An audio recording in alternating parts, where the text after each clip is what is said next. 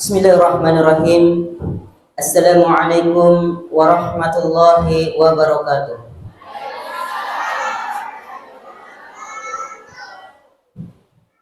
Alhamdulillah, alhamdulillahi ala ni'matil Islam, alhamdulillahi ala ni'matil iman, walhamdulillahi ala ni'matil hidayah. Asyhadu an la ilaha illallah wahdahu la syarika lah, iyyahu na'budu wa iyyahu nasta'in, wa asyhadu anna Muhammadan 'abduhu wa rasuluh la nabiyya ba'dah. Qala Allah Ta'ala fi kitabihil karim, a'udzu billahi minasy syaithanir rajim. Yarfa'illahu alladhina amanu minkum walladzina utul ilma darajat. Shadaqallahul azim wa shadaqar rasulul karim wa nahnu ala dzalika minasy syahidin. Kaum muslimin dan muslimat yang sama berbahagia.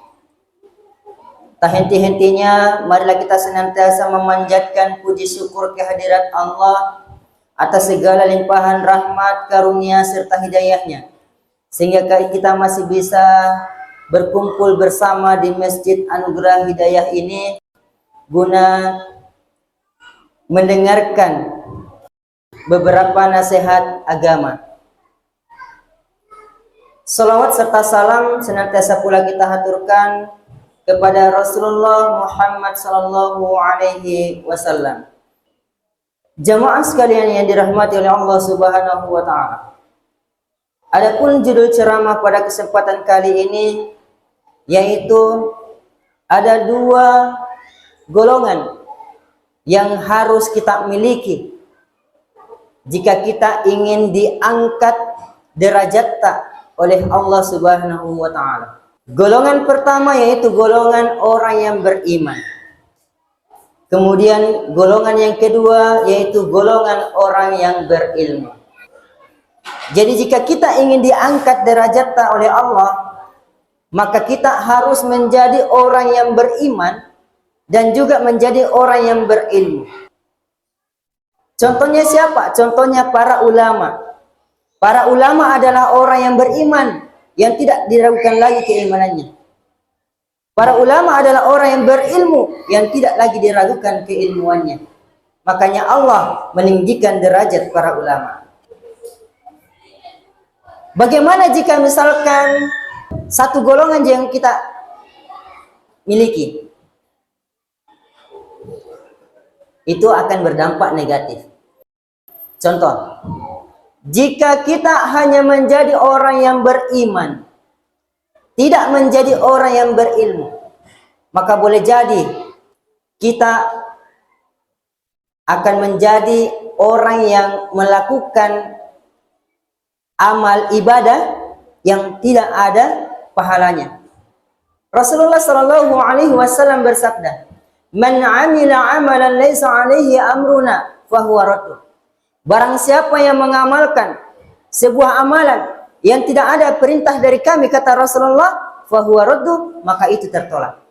Jadi kalau kita ingin beramal, maka harus dengan ilmu. Supaya apa? Supaya tidak tertolak.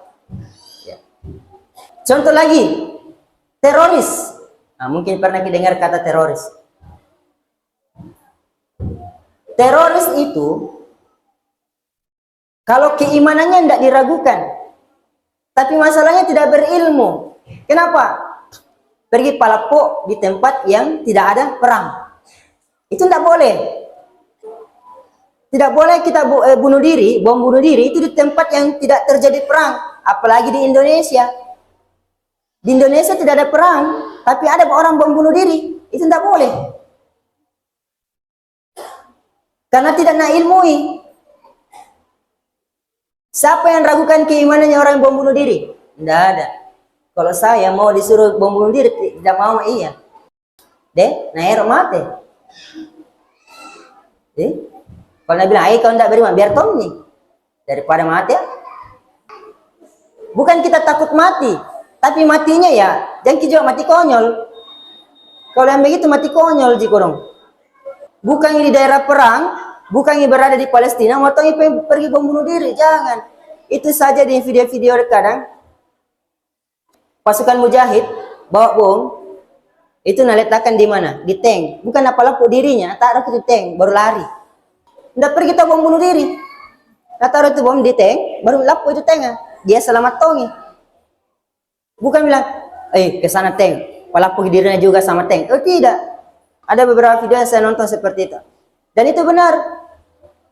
Intinya, kalau bukan di daerah perang, tidak boleh bom bunuh diri, tidak boleh.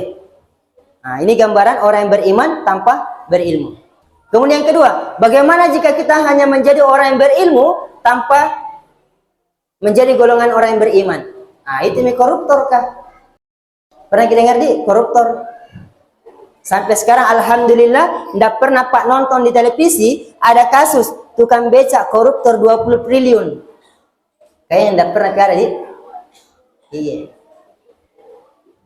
Karena yang kadang itu yang koruptor adalah orang-orang yang pintar. Saking pintarnya itu ambil keuangan negara. Tapi karena tidak ada imannya, maka rela dia mencuri. Kata Rasulullah, tidak akan mencuri seorang pencuri apabila ada iman dalam dirinya. Iya. Kalau ada imannya mau luka, jangan boleh. Nah, saksikan ki Allah, nanti malaikat pencatat amal buruk, masuk nanti neraka. Nah, itu kalau ada imannya. Kalau tidak ada imannya, alhamdulillah dapat ekonomi kesempatan. Syukurangi lagi, deh luar biasa. Dia naluka syukurangi lagi. Terlalu tinggi mungkin kalau koruptor, pencopet. Itu pencopet Bapak Ibu, orang pintar atau orang bodoh? Orang pintar, saking pintarnya, ambil kiwan di kantong tak tidak dirasai. Saking pintarnya itu.